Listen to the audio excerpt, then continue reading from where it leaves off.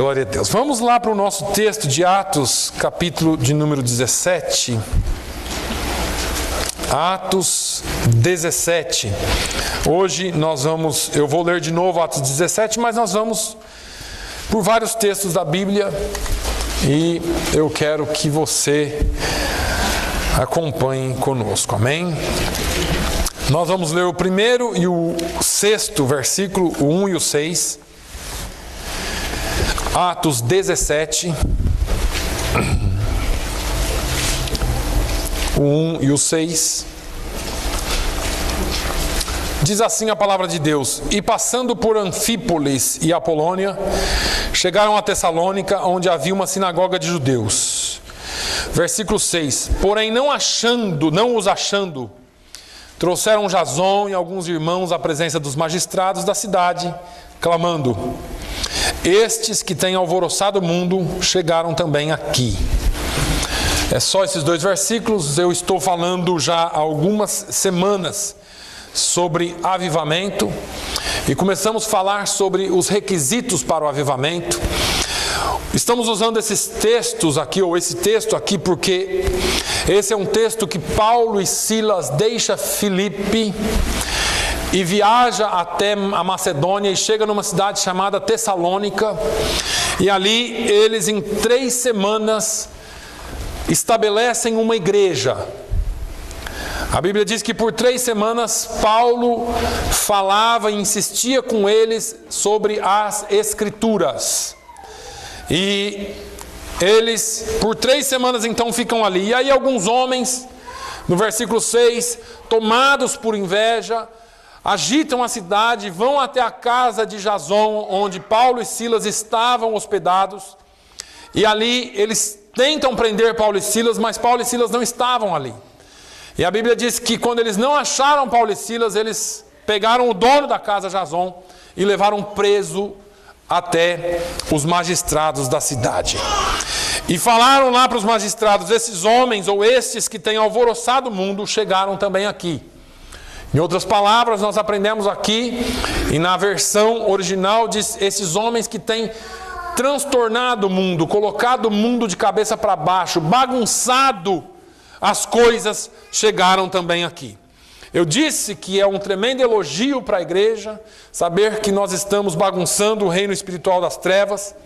E falei aqui já há algumas semanas sobre os agentes do avivamento. E agora nós estamos falando dos requisitos para o verdadeiro avivamento. Todos nós, a igreja do Senhor, anseia por um avivamento. Anseia por vidas salvas. Anseia por uma igreja ativa. Mas nós precisamos estar dentro de alguns requisitos, ou atender a alguns requisitos para que haja o verdadeiro avivamento. Falei aqui que para que haja o verdadeiro avivamento, nós precisamos ter disposição. A igreja precisa estar disposta a receber o avivamento. Essa disposição envolve uma série de assuntos, uma série de coisas que nós como igreja devemos estar prontos, né? A igreja ela precisa querer, você não pode dizer: eu estou bem assim, está tudo bem, então você não está preparado para o avivamento. Nós precisamos buscar, nós precisamos estar sempre prontos e com avidez buscando o avivamento. É como se alguém estivesse com muita fome. É como se alguém quisesse muito comer. Falei aqui sobre um outro requisito que precisamos trazer de volta: a palavra de Deus. Precisamos ter o retorno da palavra de Deus para os nossos púlpitos. O que é isso? Muitos têm pregado tantas coisas, tantas palavras, tantas promessas, tantas coisas, mas que não estão baseadas na palavra de Deus. A palavra de Deus, ela precisa voltar para os nossos púlpitos. A palavra de Deus tem que ser a base do nosso ensino. Sem a palavra de Deus, nós não teremos avivamento. Sem a diretriz, os limites impostos pela palavra de Deus, nós não teremos avivamento. Nós precisamos usar a Bíblia, ler a Bíblia, amar a Bíblia, ensinar os nossos filhos a ler, a amar a palavra de Deus acima de tudo. E aí nós estaremos investindo na próxima geração para que haja o avivamento. Eu parei aqui no domingo passado e hoje eu gostaria, apesar de quarta-feira eu ter falado alguma coisa a respeito, mas hoje eu gostaria de falar aqui sobre o terceiro requisito para que haja avivamento na igreja. Para que haja um verdadeiro avivamento na igreja do Senhor, nós precisamos do retorno à oração. Retorno à oração. Se nós anunciarmos aqui um show, eu disse aqui quarta-feira, e até cobrarmos ingresso para esse show, desde que seja alguém que esteja na mídia, desde que seja alguém conhecido, as pessoas não se importam, elas pagam, porque elas querem se sentir bem, porque elas querem estar se sentindo felizes e incluídas. Não importa, enche esse lugar e talvez eu precise de um outro lugar, porque não vai caber de gente. No entanto, se nós anunciarmos uma noite de oração, se nós anunciarmos uma noite de busca, provavelmente nós vamos conseguir fazer dentro de uma sala menor.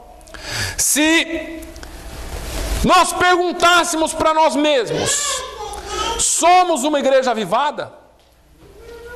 Se nós anunciarmos aqui que todos os domingos nós teremos comida depois do almoço, apesar disso não ser pecado, eu não estou falando de nenhum pecado aqui, irmãos, ter cantor aqui, ter pregador de fora não é pecado. Se nós anunciarmos comida depois do culto, todo domingo nós vamos ter comida aqui, será que vai caber de gente essa igreja aqui? Porque comida é um negócio que atrai. Se anunciarmos uma noite de estudo bíblico, provavelmente não são todos que vêm. Eu sei, alguns trabalham, alguns estudam, eu sei disso. Assim como hoje alguns não puderam estar aqui. Mas veja que eu disse já aqui, não medimos o tamanho de uma igreja pelo congresso. Não medimos o tamanho de uma igreja por uma festa. Não medimos o tamanho de uma igreja até pelo domingo de manhã. E ouça o que eu vou te dizer. Nós medimos o tamanho de uma igreja pelos cultos de oração.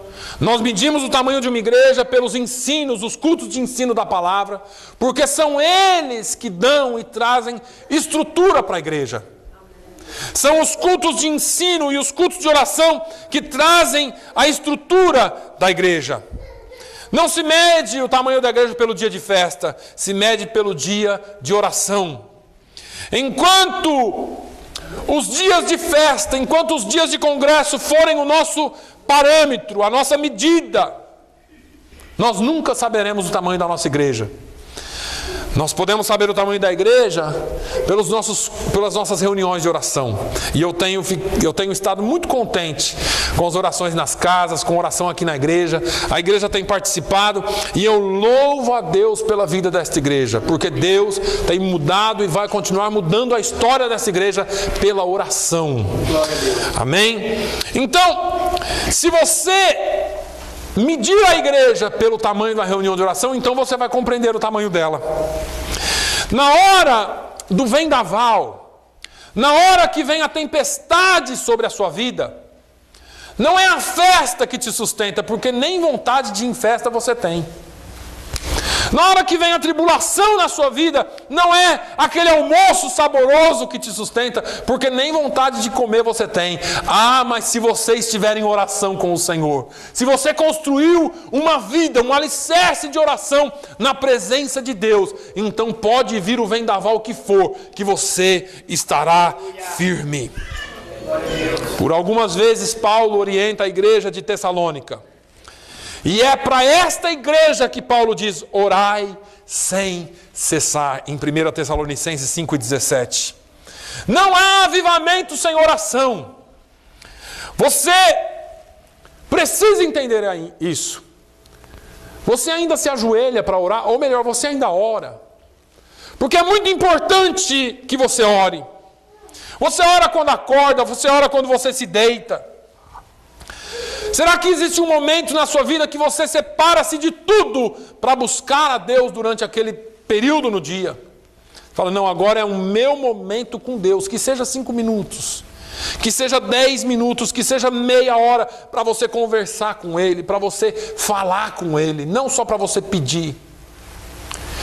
Avivamento sem oração não prossegue. Avivamento sem oração é como se fosse propaganda enganosa. Avivamento sem oração é uma conversa fiada, é jogar papo fora. Onde está a igreja que ora? Porque Deus tem prometido que se o povo dele, 2 Crônicas 7,14, se o meu povo, que se chama pelo meu nome, se humilhar, e me buscar, e orar, e se arrepender dos seus maus caminhos, então eu ouvirei do céu o seu clamor, e sararei a sua terra, diz o Senhor. Nós precisamos buscar ao Senhor. A terra está doente, pastor. Essa cidade não tem jeito mais, é tanta coisa, é tanto. Onde está a igreja que ora? Porque uma igreja que ora influencia a cidade que vive. Uma igreja que busca a face do Senhor influencia a cidade em que vive. Por que será que quando vem a tribulação, a tempestade, a perseguição, a retaliação, em vez de nós ficarmos firmes com Jesus, logo o pessimismo toma conta da gente? Ih, não vai dar certo. Estou vendo que esse negócio vai desabar tudo. Ih, não, tá difícil. Não sei não, viu, pastor? Aquele ali não sei não se vai aguentar. Aquela ali não sei não. Eu não sei não se eu vou conseguir. Ah, pastor, estou desanimado. Por que será? E eu quero aqui pegar um pouquinho em vocês. Eu gosto de trazer a mensagem para nós. Por que será que tantas pessoas são enganadas por profecias da carne? Por que será que as pessoas não ouvem Deus falar com elas no íntimo? Por que será que as pessoas precisam que Deus use um megafone para falar com elas? Tem que ter um vaso, tem que ter um varão para falar. Deixa eu te dizer uma coisa, no dia que você entrar na presença de Deus em oração, no dia que você precisar, você entrar na presença de Deus para falar com Ele, você não vai precisar consultar ninguém. Você não vai precisar ligar para o profeta, para a profeta, você não vai precisar ir na casa da irmã Mariazinha, da irmã Ana, da irmã fulana, do irmão ciclano. Não, você vai entrar na presença dEle e Ele fala contigo através da palavra. E eu vou dizer mais. O dia que Deus quiser falar de forma especial com você, Ele manda para você, você não precisa ir atrás. Ele manda na sua casa, na rua, no seu emprego, onde você estiver. Deus levanta alguém para falar contigo, porque você não precisa ir atrás de Deus. Precisamos conhecer a Deus.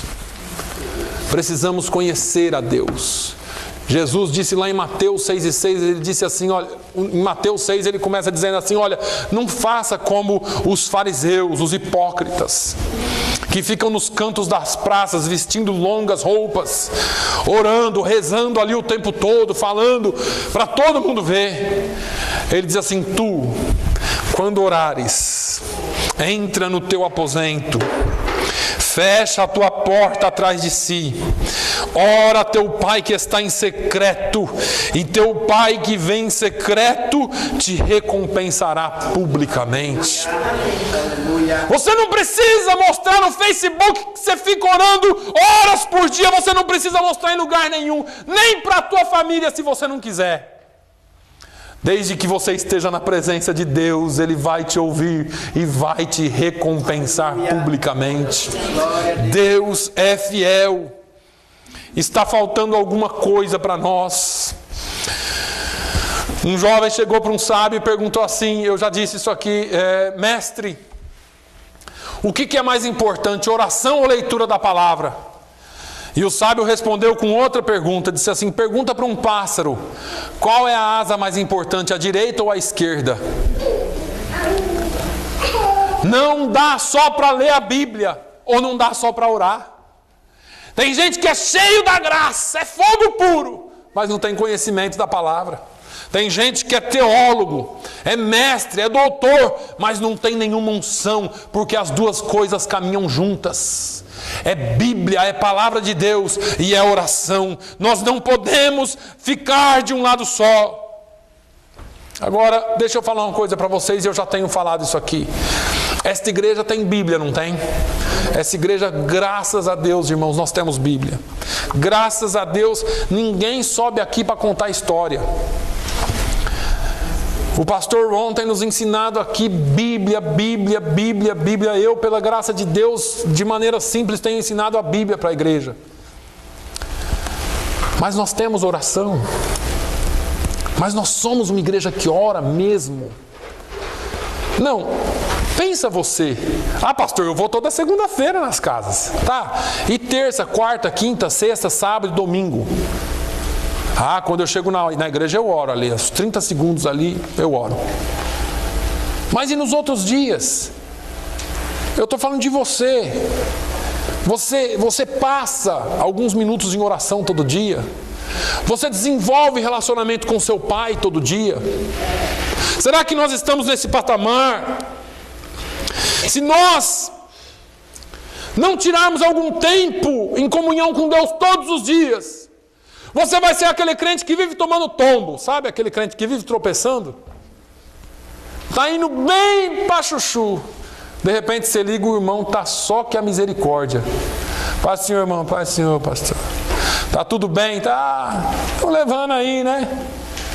Como diz o português, vai se levando. O brasileiro já fala que está empurrando com a barriga. Está empurrando com a barriga. Mas nunca está bem. Está sempre tomando uma. Está sempre tomando na orelha. Crente que desenvolve vida de oração com Deus está sempre caminhando em vitória. Ah, pastor, crente não tem problema. Não, é cheio de problema. Mas você que nem a mulher que foi ter com Eliseu. O filho morreu, a mulher vai ter com Eliseu. Encontra o marido na lavoura, e o marido, tudo bem contigo? Ela, tudo bem. Ah, meus irmãos, quantas vezes nós estamos passando pelo vale, mas nós sabemos em quem nós temos crido, nós sabemos o Deus que nós servimos e, portanto, nós caminhamos em vitória. Crente é cheio de problema que nem todos os outros. Nós temos todos os problemas da vida porque nós vivemos aqui. Mas nós temos um Deus que está conosco todos os dias, todos os momentos. Eis que estou convosco todos os dias até a consumação dos séculos. Crente que não ora que nem rio sem água. É como comida sem sabor. Crente que não ora pode até ter tempo de crente, mas não tem experiência com Deus. Sou crente há 30 anos, mas nunca teve uma experiência com Deus, porque não entra na presença de Deus em oração. Terá sempre alguém levantando você e outros derrubando você. Ah, não fiquei contente domingo não. O pastor não estava muito bom não. Ah, não gostei do louvor. Não gostei disso, não gostei daquilo. Está sempre de cara feia, de má vontade com as coisas de Deus. Nós viemos aqui para louvar a Deus. Se você não gostou do louvor, imagina Deus do seu. Porque você, em vez de louvar, você julgou. Em vez de você entrar na presença de Deus, você ficou olhando o que o pastor falou errado no português. O que o pastor falou errado, que eu não concordo.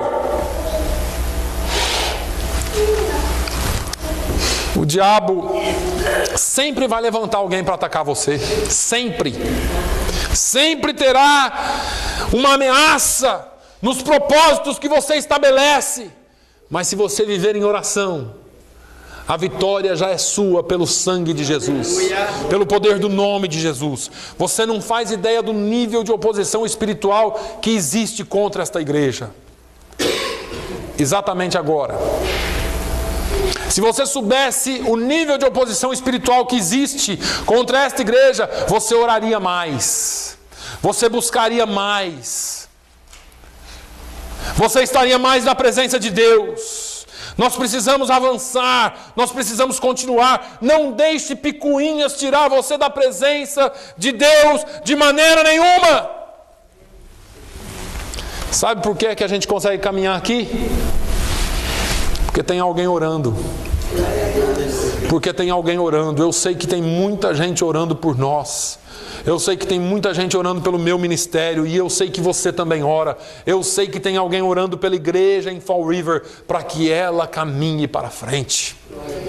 Se esta igreja, irmãos, presta atenção, se essa igreja se colocar em oração, isso é promessa de Deus, o Senhor entrega essa cidade em nossas mãos. Glória a Deus. Aleluia. Se essa igreja entrar em oração, o Senhor entrega essa cidade em nossas mãos. O Senhor já prometeu e Ele vai cumprir, mas nós precisamos entrar em oração. Não é na base da política, não é na base do jogo financeiro, não é na base das influências. O negócio está no joelho, está na oração. Se nós entrarmos em oração, o Senhor nos dará essa cidade. Tem um corinho antigo, bem antigo, que dizia assim: de joelho é melhor, de joelho é melhor, na alegria ou na dor, sempre orar ao Senhor, de joelho é melhor. Aleluia.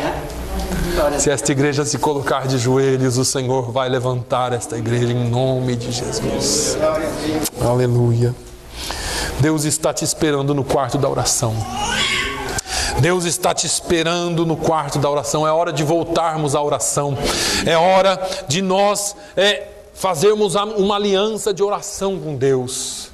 É tempo desta igreja entrar num propósito de oração. Pessoas compromissadas, comprometidas com Deus, até que tenhamos pessoas suficientes para estarmos orando 24 horas por dia.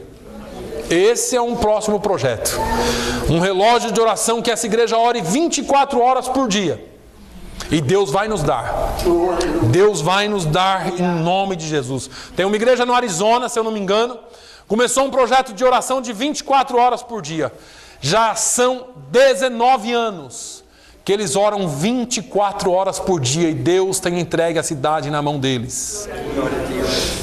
Existe um grupo de jovens, eu acho que eu mencionei aqui, em Curitiba, no Paraná, que há 4 anos atrás alugaram uma casa por um final de semana para fazer 24 horas de oração.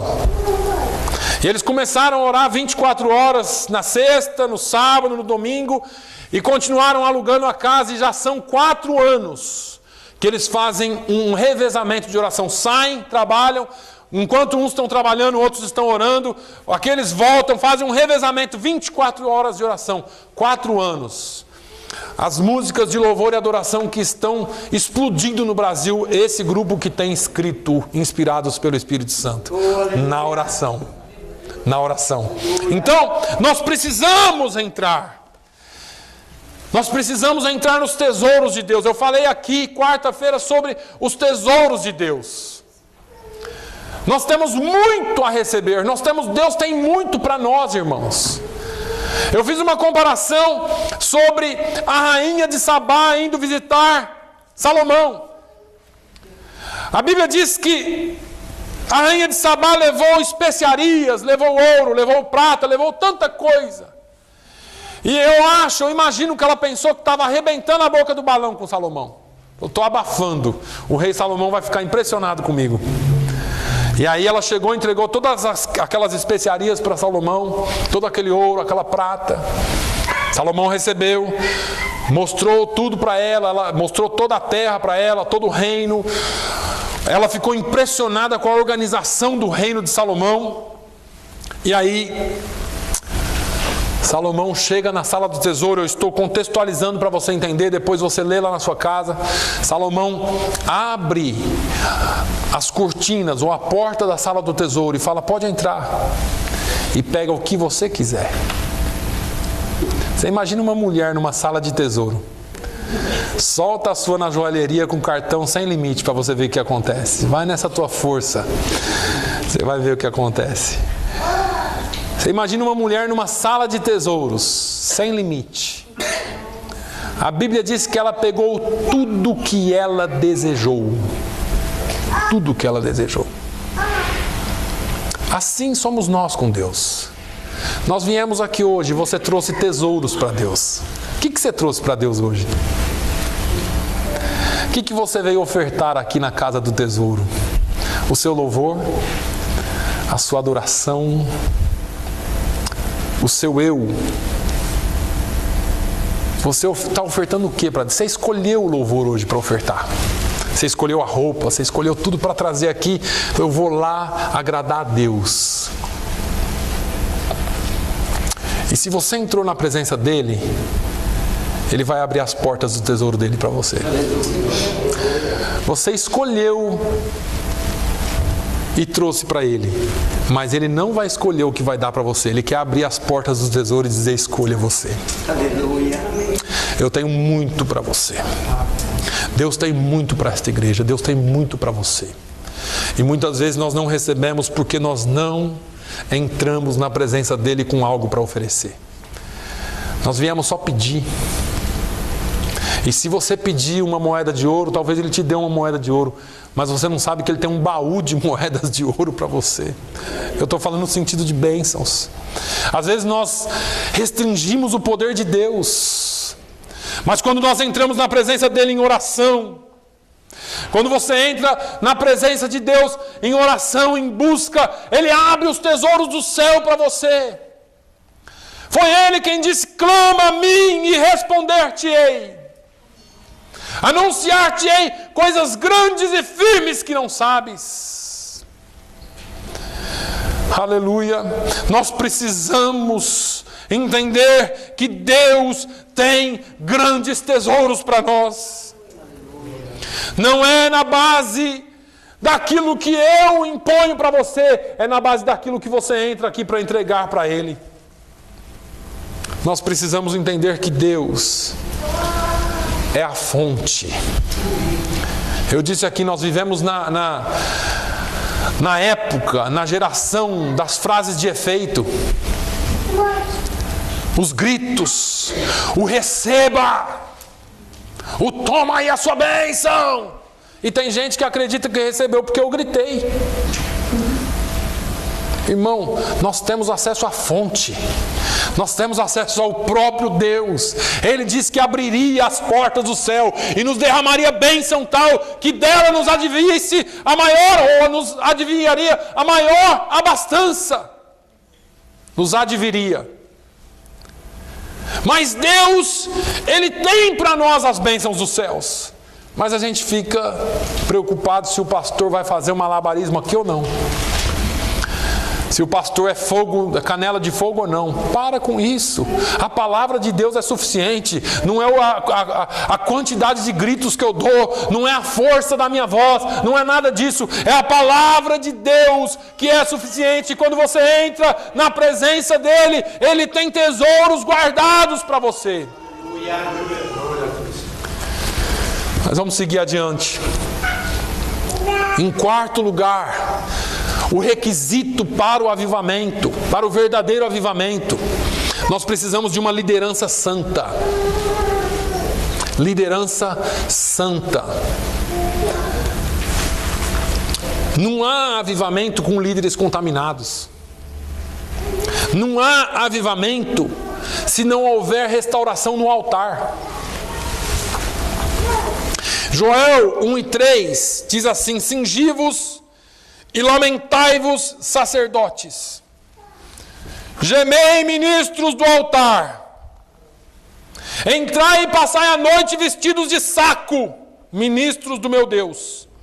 Porque a oferta de alimentos e a libação foram cortadas da casa do vosso Deus. Fecha aquela porta.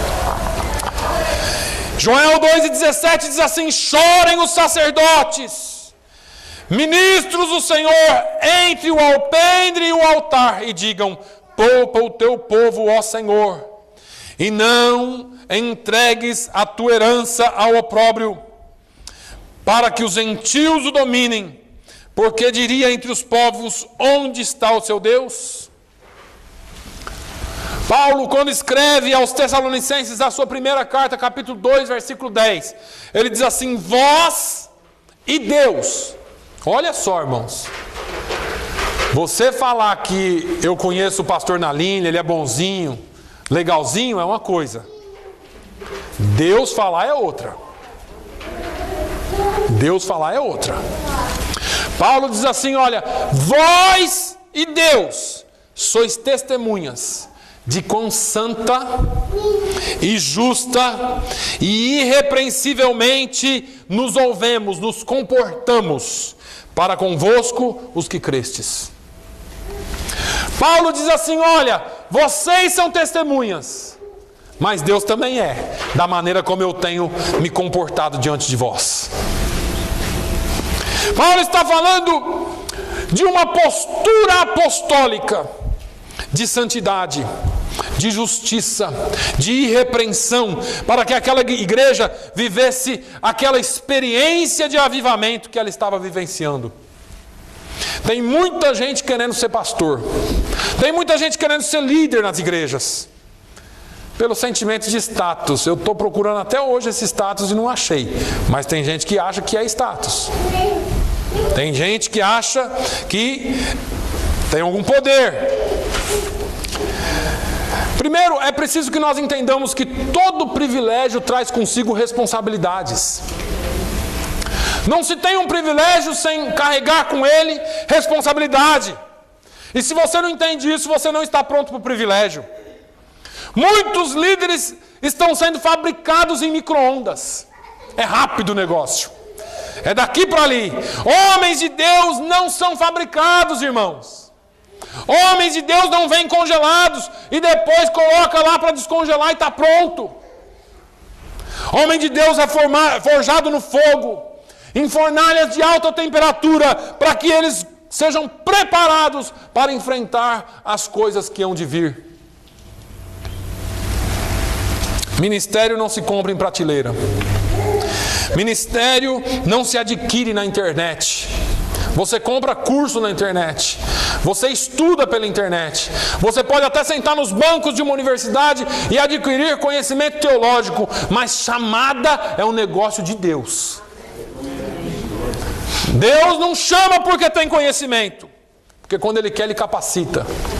Mas aquele que Deus chama precisa adquirir conhecimento, para não falar besteira. Agora é Deus quem chama, é Deus quem capacita, é Ele quem respalda, é Ele quem usa, somente Ele. E Ele diz: sem mim, nada podeis fazer. Por isso que tem tanta gente dando errado, por isso que tem tanta gente tendo problemas.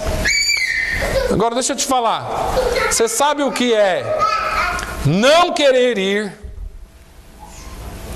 ter todas as razões para não ir,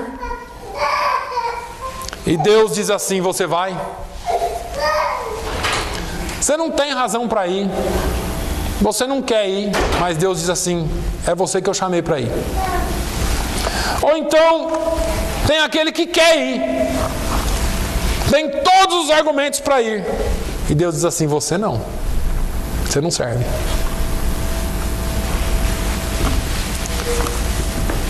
Sabe o que é não querer pregar? Sabe o que é estar cansado? Cansado. Tem dia que não é o corpo, é a mente, não ajuda.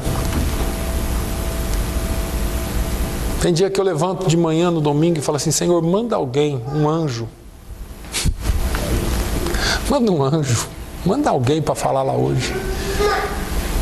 E um dia desses eu estava tão cansado, eu estava quebrado, emocionalmente, a alma, não é? E eu comecei a falar com Deus, falei: Senhor, manda alguém. E o Espírito Santo falou assim: eu te chamei, não foi para um hobby, foi para uma missão. Você decide se vai fazer, se for para esquiar, se for para ir no cinema, se for para ir no restaurante. Mas para pregar a minha palavra é um chamado, é uma missão.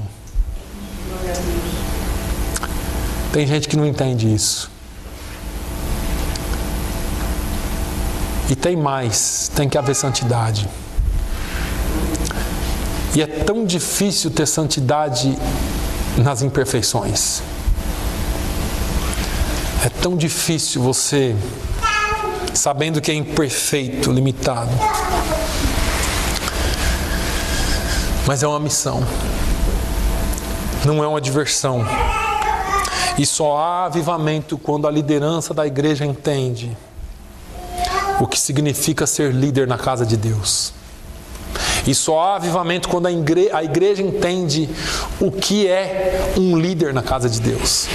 E só há avivamento quando a liderança entende quem é a igreja em relação a Deus. Porque nós precisamos amar o rebanho. Porque nós precisamos amar as ovelhas, porque o rebanho não é meu, o rebanho é do Senhor. Aleluia. E se Ele deu a responsabilidade, nós precisamos amar o rebanho. E isso é tão difícil de entender que Pedro não conseguia entender, e Jesus explicou para ele o que é ser pastor. Depois você lê lá João 21, o último capítulo de João. Pedro havia negado Jesus, estava triste, arrebentado, porque Jesus tinha dado uma sumida depois da ressurreição. Apareceu, mas deu uma... E Pedro um dia levanta de manhã, lá junto ao mar de Tiberíades, ele fala assim: quer saber, eu vou pescar, vou voltar para a vida antiga. Cansado desse negócio de ser apóstolo, discípulo de Jesus. O negócio não dá mais. Eu falhei, eu estou todo quebrado. E aí alguns dos outros discípulos falam assim: também, a gente vai junto com você. Então vamos. Entram no barco, vão lá. A Bíblia diz que eles pescaram a noite inteira, nada. Pescadores, pegaram nada. De manhãzinha estão aproximando o barco da praia. Alguém lá da praia grita assim: tem comida aí? Eles olharam: não tem, não pegamos nada. João, o discípulo amado, olha para Pedro e fala assim: é Jesus, é o Senhor. Pedro imediatamente coloca a sua roupa, porque ele estava nu, a Bíblia diz, e pula na água. Salta na água. Aí Jesus fala assim, aquela pessoa que estava lá na praia fala assim: lança a rede para o lado direito do barco. A Bíblia diz que eles sabiam que era o Senhor, mas não queriam falar, não conseguiam. Pegaram a rede e lançaram para o lado direito do barco. E já não podiam mais puxar as redes de tanto peixe que tinha. Aí eles não conseguiam trazer a rede para dentro, eles começaram a remar para o barco chegar na praia para eles poderem arrastar a rede. E Pedro vem nadando. E aí eles arrastam a rede para a praia, 153 grandes peixes. A rede não se rompeu. Mas quando eles viram, já tinha peixe na brasa. E pão.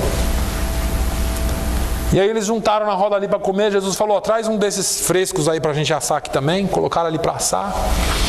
E aí estão batendo papo, todo mundo ali conversando e tal. Jesus olha para Pedro. Pedro está na dele, quietinho. O que ele vai falar para mim hoje? Hoje ele joga na minha cara. Hoje ele me arrebenta. E aí Pedro está lá encolhidinho assim, imperfeito, todo arrebentado. Jesus fala assim: Pedro, eu sabia. Tu me amas, Pedro? Eu te amo, Senhor. Então, toma um pedaço de peixe aí, come um peixe, um pão. E aí, como foi a pesca à noite? Pedro, é agora. Sim, Senhor. Tu me amas? Amo, Jesus. Amo.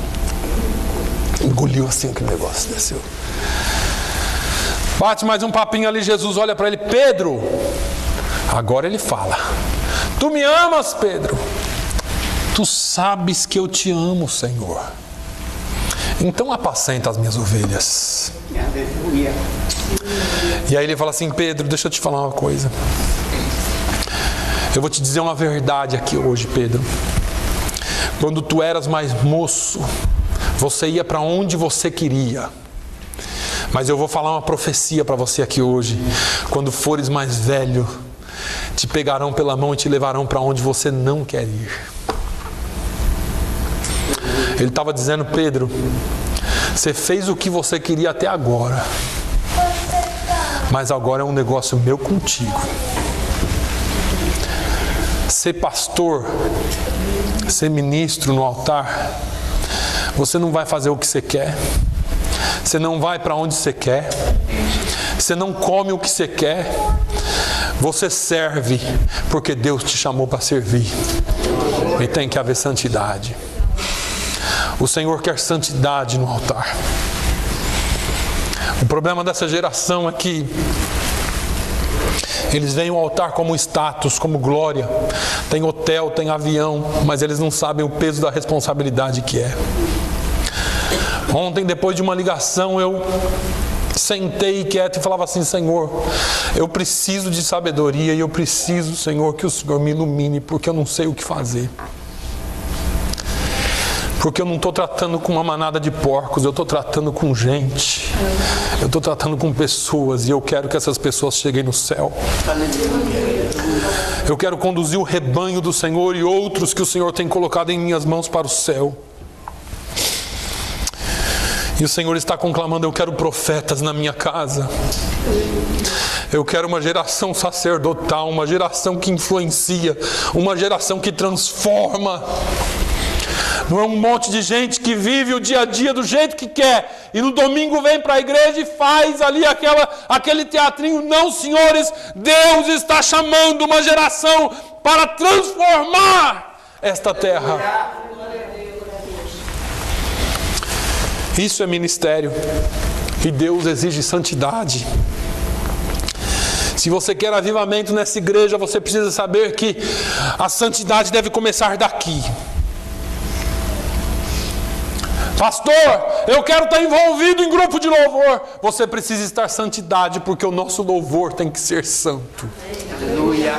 Se você não sabe, líderes de louvor, ministros de louvor são liderança da igreja. E tem que haver santidade porque eles estão ministrando sobre o povo de Deus.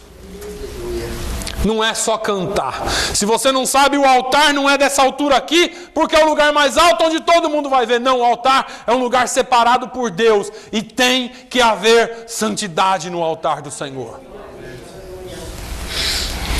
O Senhor vai levantar uma geração profética nesse lugar. E eu falo isso profeticamente. Deus vai levantar uma geração profética, uma geração de sacerdotes, uma geração de homens e mulheres que vão influenciar essa cidade no nome de Jesus. Gente que conhece princípio de autoridade, gente que conhece princípio de lealdade, gente que conhece o que é chamada e gente que está dizendo para Deus: eu vou fazer para a tua glória. Eu não quero status, eu não quero cargo, eu não quero nome, eu não quero nenhum tipo de destaque. Eu só quero servir o teu reino e fazer para a tua glória. Uma liderança santa. E eu vou terminar, eu vou fechar essa mensagem se você me der mais 5 minutos. Deus, o quinto requisito para o avivamento. Deus requer uma igreja santa. A igreja do Senhor precisa ser santa. Paulo fala em 1 Tessalonicenses 2:12, ele diz: para que vos conduzisseis dignamente para com Deus. Para que vos conduzisseis dignamente para com Deus. A igreja precisa ser santa. Na iminência da travessia do Rio Jordão, Deus chama Josué e fala com Josué. Dá uma orientação para Josué e manda que o povo se santifique.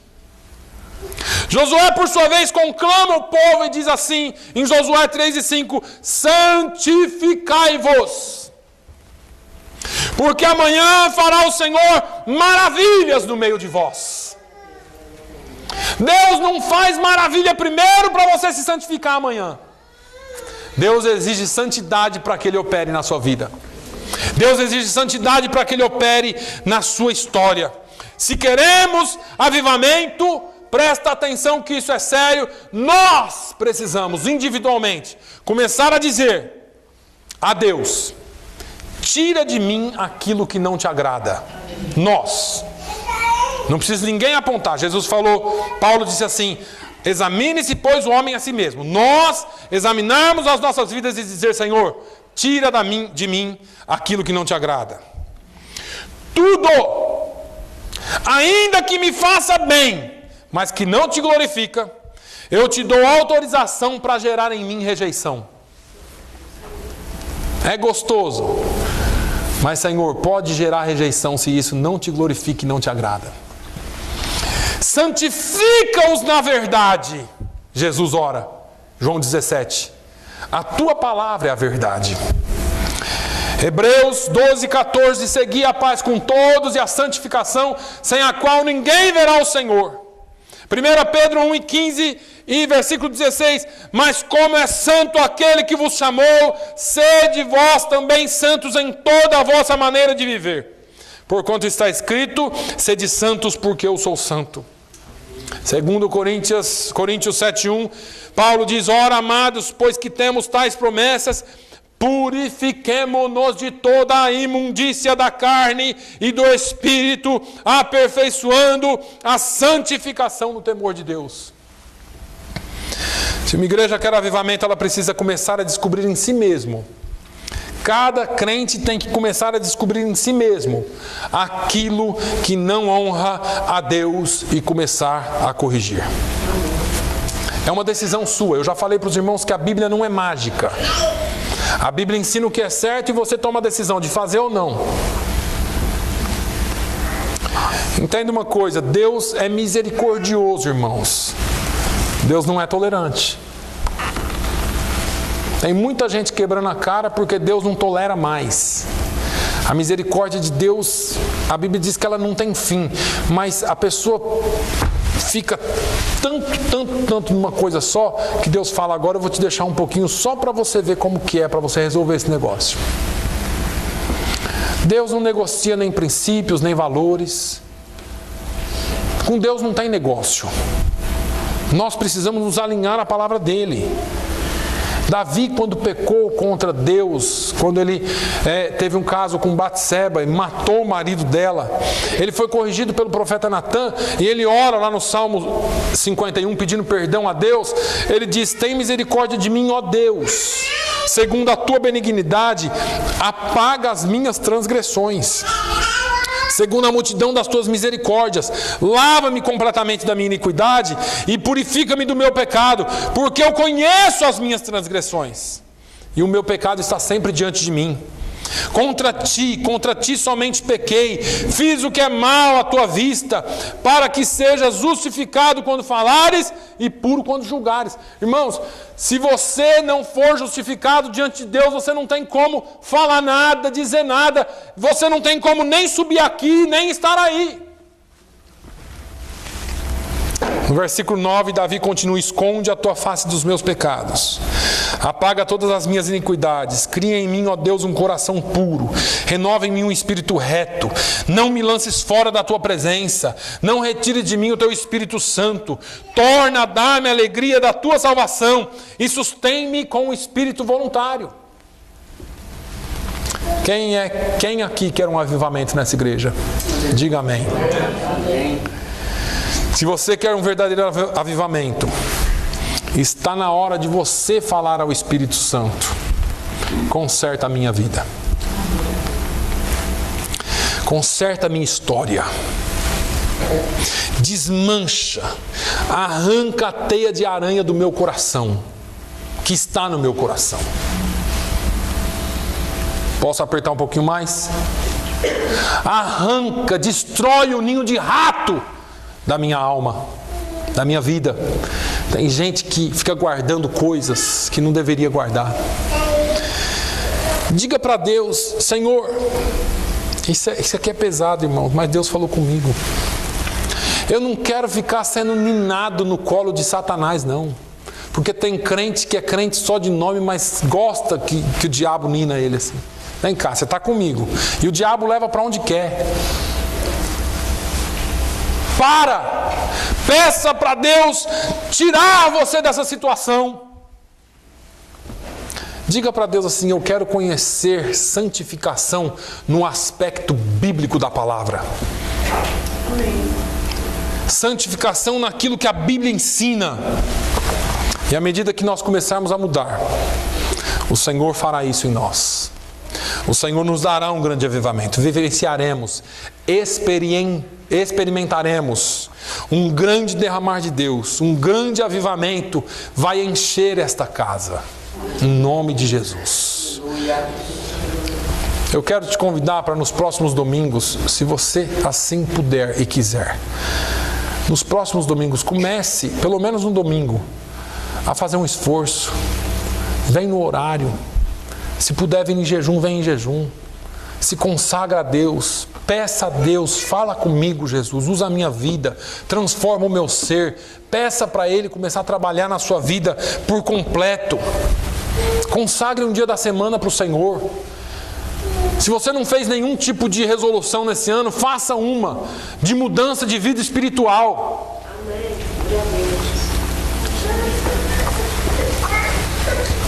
Por que que você vai fazer isso? Você vai dizer assim: Senhor, coloque a minha vida no seu altar. Coloque a minha vida no lugar. Arruma a minha casa interior. Muda a minha história. Que esse ano eu seja um agente de avivamento nesse lugar. Que esse ano eu seja um agente de avivamento nesse lugar. Se você puder ficar de pé, por favor. Oh, aleluia. Feche os seus olhos. Aleluia. Vamos orar ao Senhor. Aleluia. Tem um hino que a gente canta aqui. Aleluia. Em fervente oração vem o meu coração na presença de Deus derramar. Mas só podes fruir o que estás a pedir quando tudo deixares voltar. Quando tudo perante o Senhor estiver e todo teu ser Ele controla,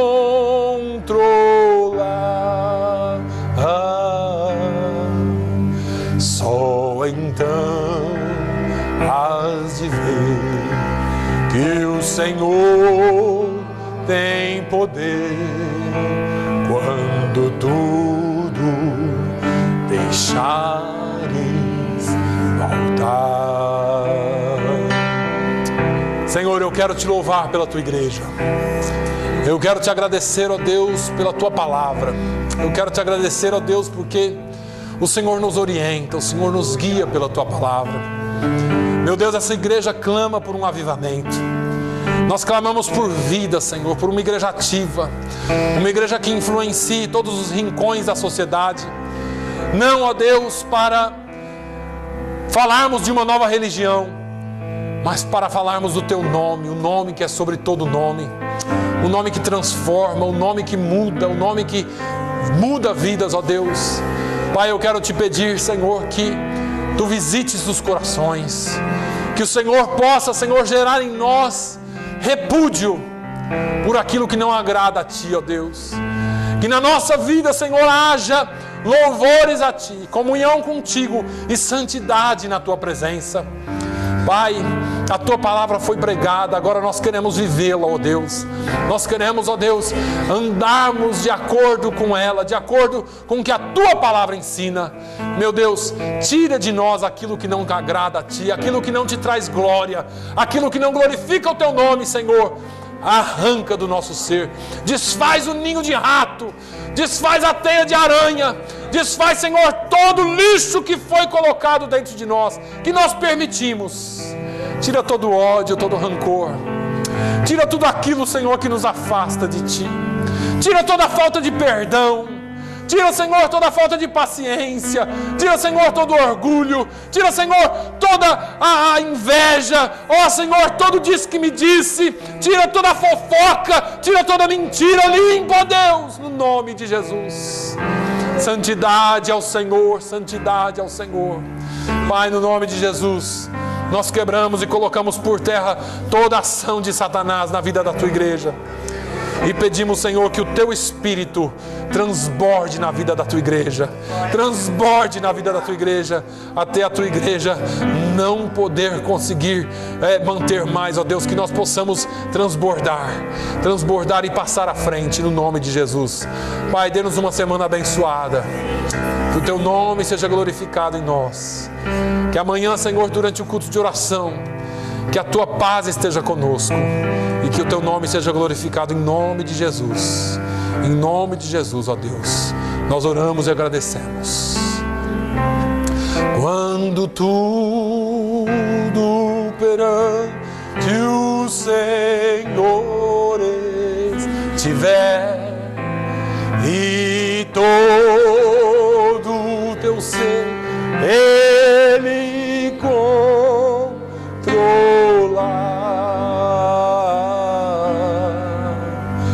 só então has de ver que o Senhor tem poder quando tudo deixares no altar. Que a graça do nosso Senhor Jesus Cristo, o amor de Deus, a comunhão e a consolação do Espírito Santo seja sobre todo o povo de Deus, hoje e sempre. Todos digam amém. Deus abençoe.